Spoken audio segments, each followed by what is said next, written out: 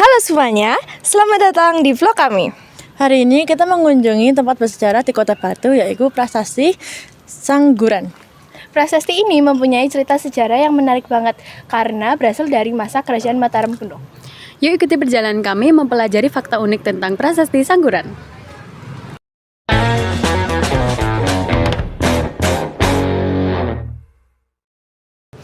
Prasasti Sangguran ditemukan di daerah Sangguran, Kota Batu, Jawa Timur.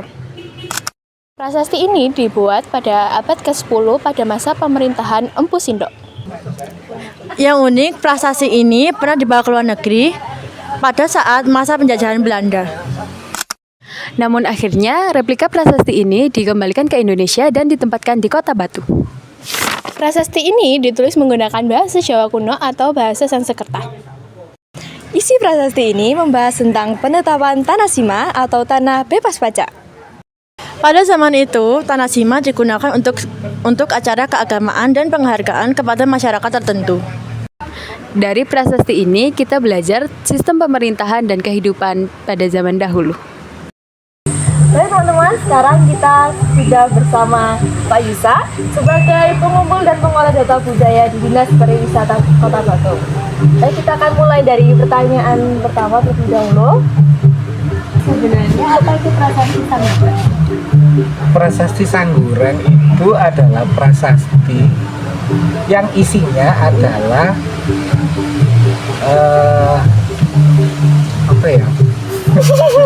isinya itu perjanjian penganugerahan antara utusan dari Mataram kuno yang bernama Dyah Wawam Pusindok dengan Raja Kanjuruhan yang bernama Gajayana tentang penetapan daerah Sima.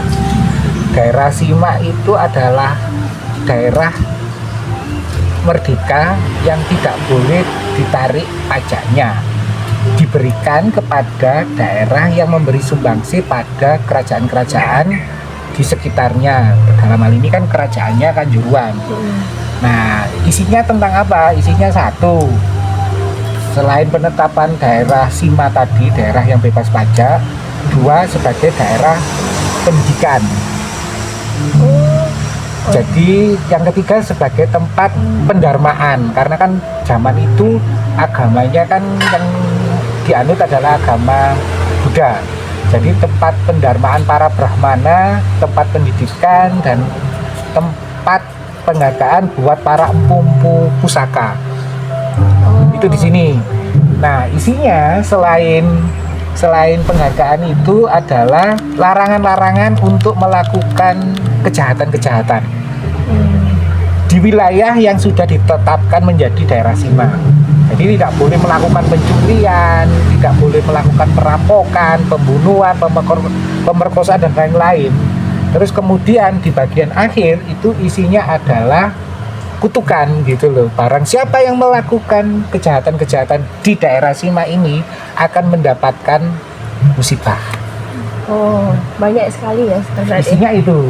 Oh, berarti semuanya seluruhnya isinya Iya, itu. di panel-panel tulisannya itu isinya itu. Itu pakai bahasa apa? Bahasa Sanskerta. Oh, berarti belum aksara ini ya? Aksara Jawa yang Hono Coroko. Belum, masih kuno banget ini malah. Menurut Pak Yusa, mengapa masyarakat khususnya generasi muda perlu mengenal sejarah?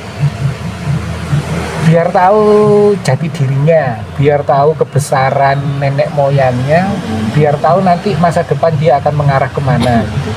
Karena bangsa yang besar adalah bangsa yang tahu siapa leluhur dan nenek moyangnya. Berarti kita perlu mengenal sejarah ya, karena kan kebanyakan generasi muda sekarang itu nggak mau mengenali Ya, sejarah. karena untuk membunuh sebuah bangsa itu pakai 3 metode. Satu, putuskan anak sekarang dengan leluhurnya. Jadi dia tidak tahu siapa yang jadi leluhurnya dia dulu. Yang pertama. Yang kedua, ganti sejarahnya. Buat sejarah sendiri. Sejarah lama ditulis ulang diubah dengan sejarah baru. Itu yang ketiga. Apa ya yang ketiga ya? Ganti budayanya budaya yang sudah sejarah yang lama itu tadi dengan budaya yang baru itu tadi. Itu untuk mematikan sebuah bangsa besar kayak gitu. Biasanya gimana caranya kita tahu kalau misalnya budaya itu salah gitu? Sebetulnya kalau budaya kan nggak pernah salah. Kan kalau misalnya ada yang diubah gitu, kita tahunya gimana? Nah, berarti kan harus memakai literasi, referensi yang banyak, jangan mengandalkan satu rujukan. Nah, antara satu rujukan, literasi, referensi itu harus disandingkan. Dan kita harus secara logis membangun timeline narasi-narasinya itu, bukan asumsi. Jadi nggak boleh dasarnya asumsi, tapi harus fakta, realita. Nah, fakta sama realitanya dari mana ya? Banyak referensi, banyak meneliti, bukan pendapat pribadi atau kira-kira kayak gitu. Datanya harus benar gitu. Nah, itu cara apa tadi? Ya, untuk menentukan benar atau salahnya enggaknya itu. Terus ada pesan untuk pengunjung yang datang ke tempat ini Bapak? Rawat sejarahnya. Nah, kisarannya. Kenali sejarahnya, lakukan buat pribadi dan masa depannya, terutama untuk orang-orang di sekitarnya. Tak perlu besar-besar harus Indonesia gitu, tapi untuk pribadi-pribadi aja dulu lah.